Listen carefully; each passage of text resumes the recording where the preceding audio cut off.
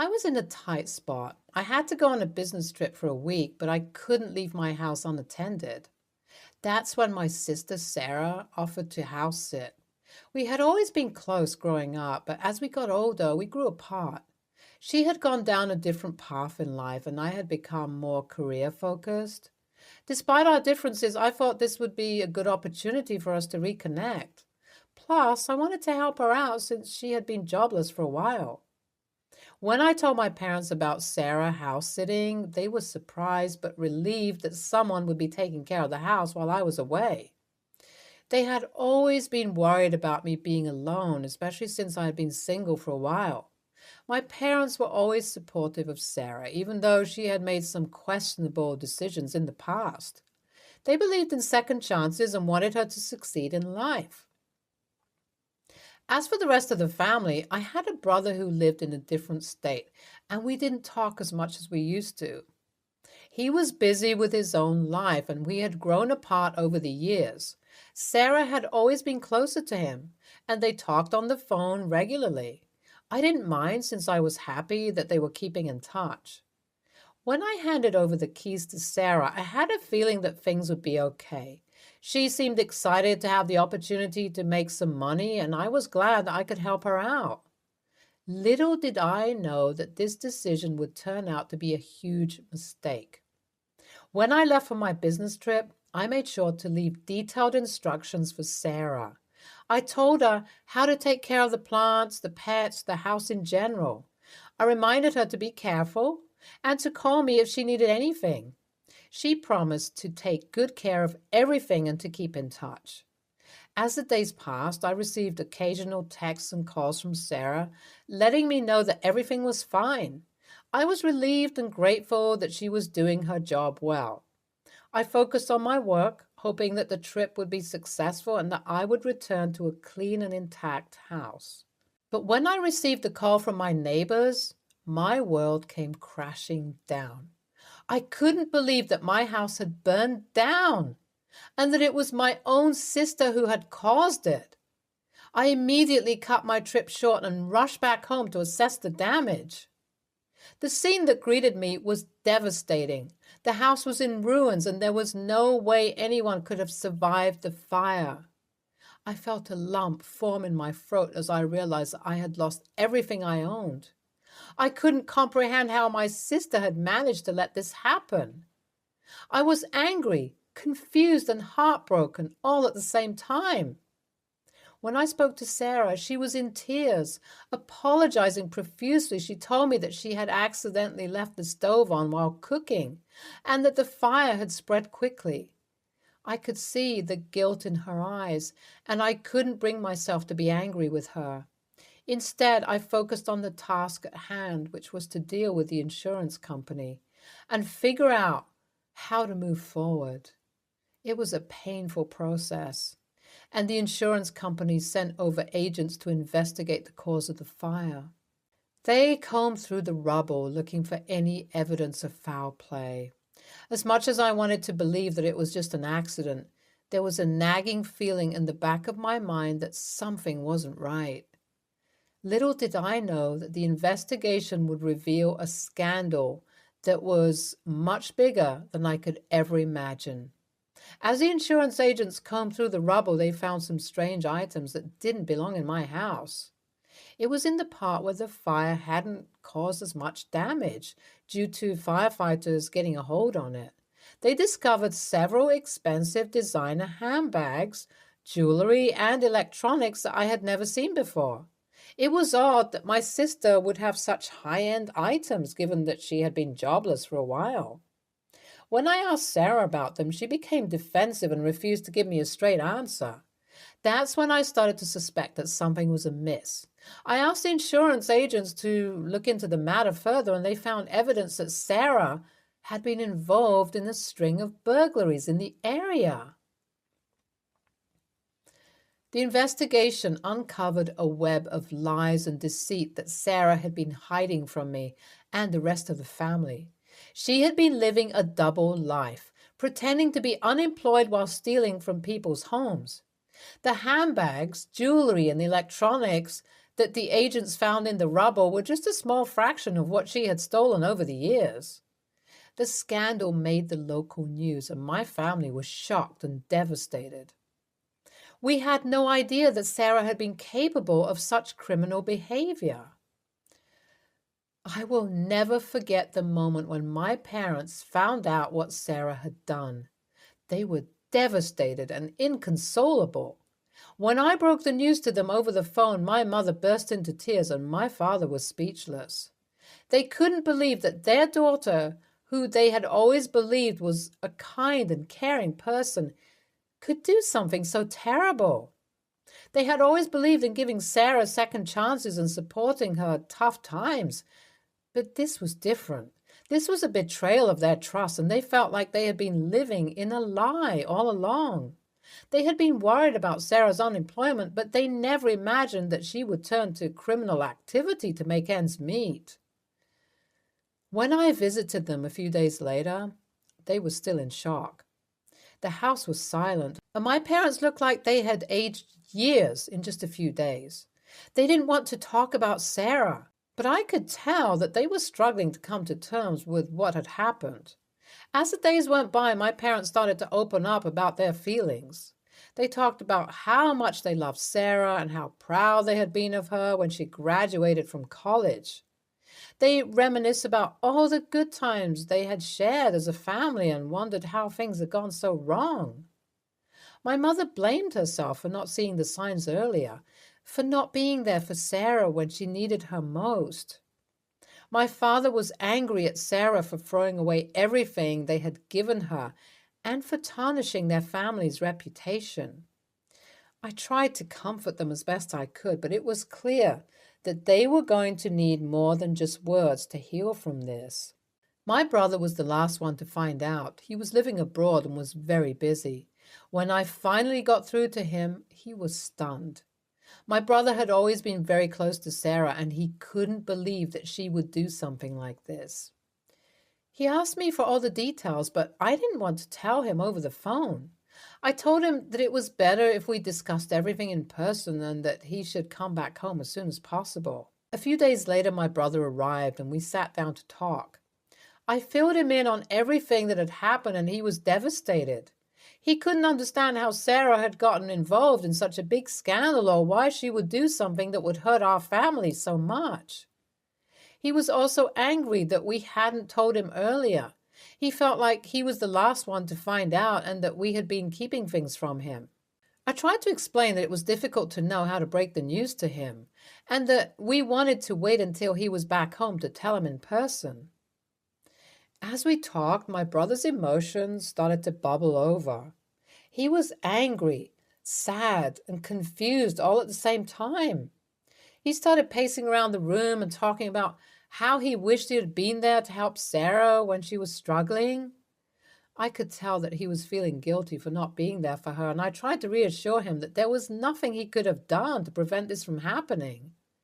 Sarah had made her own choices, and we couldn't blame ourselves for her mistakes. In the end, my brother realized that he needed to be there for our parents and support them through this difficult time. He also made a promise to himself that he would try to be more present in Sarah's life and help her get back on track, no matter how long it took. But the scars of Sarah's betrayal would always be there. My parents would never forget what she had done, and neither would I. The experience had changed us all in ways that we could never have imagined. I struggled to come to terms with what had happened. Not only had I lost my house, but I had also lost my trust in my own sister. It was hard to reconcile the loving, caring sister I had known with the criminal that had been uncovered by the investigation. The whole ordeal left me feeling drained and emotionally exhausted. Update 1. A few months had passed since the investigation uncovered Sarah's involvement in the scandal, and the legal process was well underway. It had been a difficult time for everyone in the family, and we were all still trying to come to terms with what had happened. Sarah had been arrested and charged with multiple counts of fraud, embezzlement, and arson. She had pleaded guilty to all charges and had been sentenced to several years in prison. It was a shocking and devastating blow to all of us, especially my parents. The court case had been a grueling experience for the entire family. We had to relive the trauma of the house burning down, the investigation and the fallout from Sarah's actions. We had to attend court hearings and face the reality of what had happened. Despite the pain and heartache that Sarah's actions had caused, my parents still loved her and wanted the best for her. They tried to visit her in prison as often as they could, sending letters and care packages to let her know that they still cared. I, on the other hand, didn't want to see her at all. It was all too much for me, and I wasn't as forgiving as them. They focused all their attention on Sarah, while my house was the one that burnt down. I made my feelings very clear to all of them and reminded them that they shouldn't expect anything from me at all. It is ridiculous how the rest of the family still supported Sarah, even after her involvement in criminal activity. NTA, OP did the right thing by continuing the investigation. NTA, OP's family should have shown more concern for her. Her sister burnt down her house doing who knows what. And OP was the one who has to rebuild again. Those poor pets. Next story. I married into a wealthy family. My family is lower middle class, so it was quite a change. I have 2 kids, 6 female and 4 male, that get more or less anything they want, but they aren't spoiled. Anyways, we decided to spend Christmas with my family, and the day before Christmas Day, since my dad worked the actual day, my mom called all the kids to the tree for presents and did her usual, "You guys were so good, and that's why Santa gave you all these things" speech. After that, all of them quickly found theirs, but my 2 kids kept searching and couldn't find anything. My son was on the verge of tears, and my daughter was quiet after the tree was cleared, and they were left with nothing. I asked my mom what was going on, and my mom looked at me, then at my kids, and went, "Oops, I thought you knew. We all decided that we weren't buying them Christmas gifts." I asked her why, and she said that they get more than they need from me and my in-laws, and that they all collectively decided to spend more on those that need it. She looked at my son, who had tears running down his face, and said, "See, look at how spoiled he is. This is good for them." She then walked away. I quietly went back to the guest room and packed our things. I then called my husband, who had offered to go grab my mom something from Walmart, and told him to leave the stuff and come pick us up. We then left quietly after I let my dad know. He was disappointed, but said he understood. We managed to cheer the kids up and visited my in-laws instead. A while later, I got a call from my mother. She kept asking me why I disappeared like that and said that she was waiting for the stuff my husband was bringing from Walmart. I told her very politely that I didn't like what she did to my children and that she, or literally anyone else, could have at least told me. My mom said I was acting very entitled for someone who goes on multiple vacations a year. She then brought up my son crying again. I got pissed and told her that the reason he cried is because of her stupid speech about only good kids getting presents. My mom then randomly said that maybe he isn't a good kid if he cried like that over not getting toys. We argued back and forth over this, but then I ended up saying that she's very lucky I didn't snatch back the gifts I bought for my niece's nephew. My mom just said, "The entitlement," before hanging up. My sister texted me the same thing, and my other sister said that I'm playing the victim when the real victims are them and their kids. My mom sent a similar text as well. AITA? Edit. Got the day wrong. It was the day before, not actually Christmas Day. My bad. It's been a couple of days. My dad worked Christmas Day, so we opened presents the day before. Okay, just to clarify. The presents my dad and I got our kids were at our in-laws since we were going there after a while anyways. We told my in-laws what happened and they got some extra things to cheer them up. Getting their presents cheered my daughter up.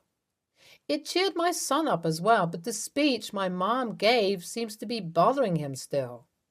I've been using Santa wasn't done delivering presents, which again seems to have mostly worked since they did eventually get things, but I will be doing what a few people suggested about Santa apologizing and reassuring my kids that they were never on the naughty list. Thanks. Your mom made a big show to all the kids about Santa bringing presents because they were so good, all while knowing some kids didn't have anything under the tree because she intentionally left them out, and she thinks it's good for them. Look, it might be one thing to maybe spend money differently on grandkids who have a lot versus grandkids who need a lot, but your mom was actively out to punish your kids simply because they come from a wealthier background.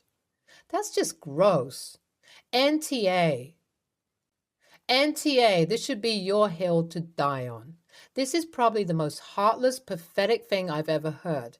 Your mom is way out of line. Your sisters sound green with envy and vengeful. I'd be cutting them out entirely unless they all sat down and apologized profusely and remorsefully. Truly vile behavior. Feel so sorry for your dad, as well as your husband and kids, obviously, who probably gets bullied around by these women and has had his Christmas ruined. Next story. I, 30, female, have a stepsister called Bella, also 30. Her dad and my mom got together when we were 16. Bella was very upset about her parents' divorce and was very hostile to my mother, so obviously she and I weren't going to be on the best of terms. And as we got older, we didn't bond. I always got along well with her two brothers, Jake and Max, and we're still close. Over the last year, Bella has been reading a lot about psychology and is always bringing up what she thinks everyone else's issues are. She will send articles about narcissistic parents, golden children, scapegoats, triangulation, etc. to our family group chat with messages like, at sibling, this is you, or isn't this like mom, their bio mom. Jake, Max, and my stepdad all say it annoys them that all she wants to talk about is the past. She's like this in person, too. No matter how many times we smile and nod and sometimes even say we're not interested in armchair therapy from her, she just says she has a right to express her feelings and she's trying to start a dialogue. Part of her whole thing is deciding that her dad basically replaced her with me because she reminds him of her mother. And that because he loves my mom and never loved hers, I am his favorite golden child. This all came to a head over Christmas when Bella noticed the family photos my parents had on a shelf in their dining room.